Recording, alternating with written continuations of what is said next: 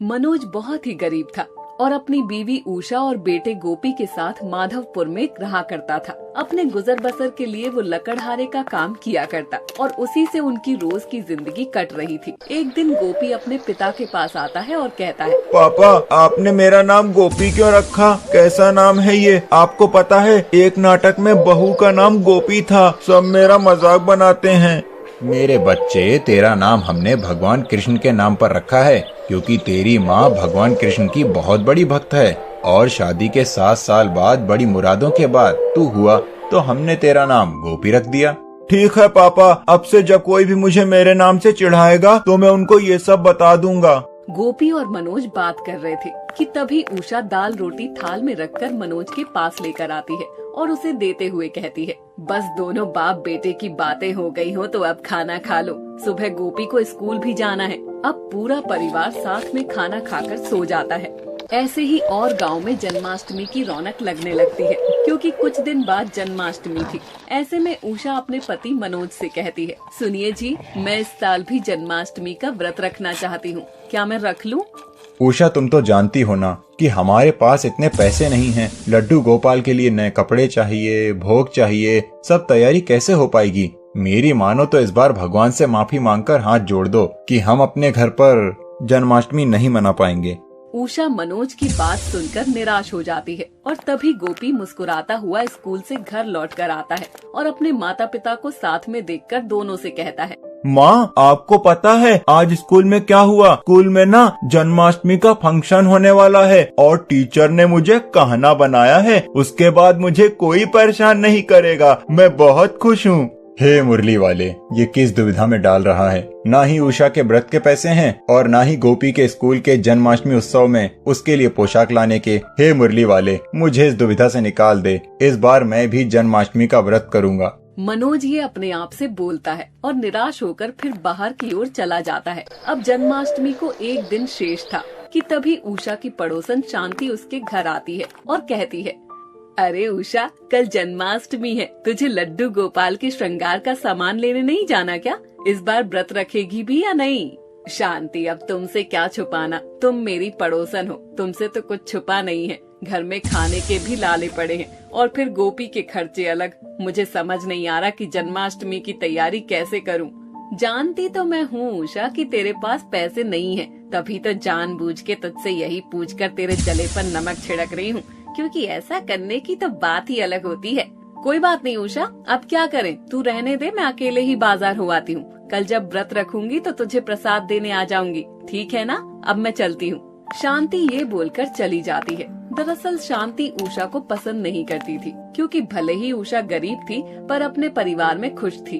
वहीं शांति अमीर थी पर उसके घर कोई संतान नहीं थी। अब उषा शांति के जाने के बाद सोचती है, नहीं, मैं ऐसे ही हार नहीं मान सकती। मुझे जन्माष्टमी की तैयारी करनी ही होगी। शायद कान्हा मेरी परीक्षा लेना चाहते हैं तो ठीक है, मैं कान्हा की दी हुई हर परीक्षा में अव्वल आऊंगी। उषा ये बोलती है, जिसके बाद वो अपनी एक पुरानी फटी हुई साड़ी निकालकर उसके हाथों से सिलाई कर गोपी के स्कूल के जन्माष्टमी फंक्शन के लिए ड्रेस तैयार करती है, जिसे पहनकर गोपी कहता है, माँ, ये तो बहुत सुंदर है। जब मैं ये कल पहनूंगा तो सबसे सुंदर लगूंगा। हाँ मेरे लाल, वो तो तू है ही। चलो, मेरी एक दुविधा तो सुलझ गई। बस लड्डू गोपाल मेरी दूसरी परेशानी भी हल कर दे। उषा ये कहती है और गोपी के स्कूल फंक्शन की तैयारी करने लगती है। वहीं मनोज एक ठाकुर के घर लकड़ी का काम करने जाता है और कहता है, साहब, लकड़ी का काम करने आया था। मुझे गांव में किसी ने बताया कि आपके घर में कुछ काम है। हाँ है तो। हमारा एक दीवान थोड़ा आवाज करता है, लेकिन वो हमने विदेश से मंगवाया है। अगर टूट गया तो तुमको इसके पैसे भरने पड़ेंगे।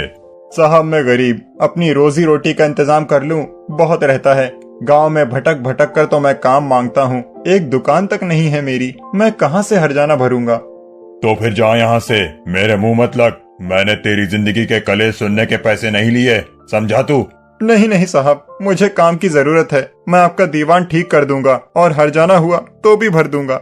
ठाकुर ये सुनकर मनोज को दीवान दिखाता है और मनोज को वहाँ छोड़ देता है, जिसके बाद मनोज कहता है, अगर गोपी और उषा के लिए पैसे चाहिए तो डर मत मनोज, मेहनत कर। मनोज ये कहकर अपना हथौड़ा और कील निकालकर अपना काम शुरू कर देता है, जिसके बाद वो कई घंटों की मेहनत के बाद दीवान को ठीक करके ठाकुर के पास आकर कहता है, साहब आपका दीवान ठीक हो गया।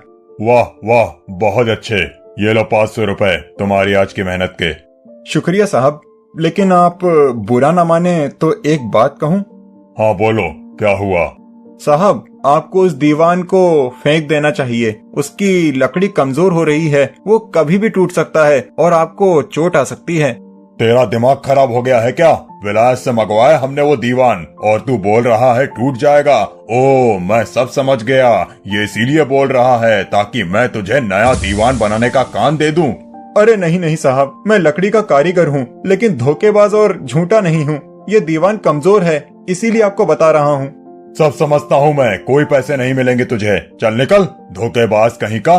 ठाकुर ये बोलकर मनोज से पैसे छीनकर उससे निकाल देता है और मनोज घर आकर रोते हुए अपनी बीवी उषा से कहता है, मुझे माफ कर दो उषा, मैं तुम्हारी इच्छा पूरी नहीं कर पाया। कहीं से भी पैसे का इंतजाम नहीं हुआ। कोई बात नहीं जी, आपने कोशिश की यही बहुत है। शायद कान्हा को कुछ और ही मंजूर होगा, पर आप फिक्र मत करो। मैंने गोपी के स्कूल फंक्शन में ड्रेस का इंतजाम कर दिया है और रही बात मेरी, तो मैं जन्माष्टमी का व्रत कर लूंगी। बाकी जो उस ऊपर वाले की मर्जी। मनोज और उषा ये बोलकर सो जाते हैं और उषा अगले दिन लड्डू गोपाल की एक मिट्टी की प्रतिमा बनाती है और उसके आगे सुबह सुबह हाथ जोड़कर कहती है, हे कृष्ण मुरारी, तेरे ये भक्त तेरे लिए व्रत कर रही है। हमारे परिवार की सब समस्या को हर लीजिए। उषा ये कहती है और पूरे दिन सच्ची श्रद्धा से व्रत करती है और कोई काम न होने की वजह से मनोज भी घर था और उसने सुबह से कुछ नहीं खाया था कि तभी उनके घर ठाकुर आता है और मनोज उसे देखकर कहता है, साहब आप मेरे घर, सब ठीक तो है ना? मुझसे कोई गलती हुई क्या? नहीं नहीं मनोज, गलती तो मुझसे हुई है जो हमने तुम्हारी बात नहीं सुनी। मेरी माँ उस दीवान पर लेटी और वो टूट गया। हमको तुम्हारी बात सुन लेनी चाहिए थी, इसीलिए हम तुमको तुम्हारी मेहनत के पैसे वापस करने आए हैं और हम एक लकड़ी का कारोबार शुरू करना चाहते हैं जिसके लिए हमको तुम्हारी जरूरत होगी। क्या तुम हमारे साथ काम करोगे? साहब आपका बहुत बहुत शुक्रिया, आपने तो हमारे परिवार की सब समस्या ही हल कर दी।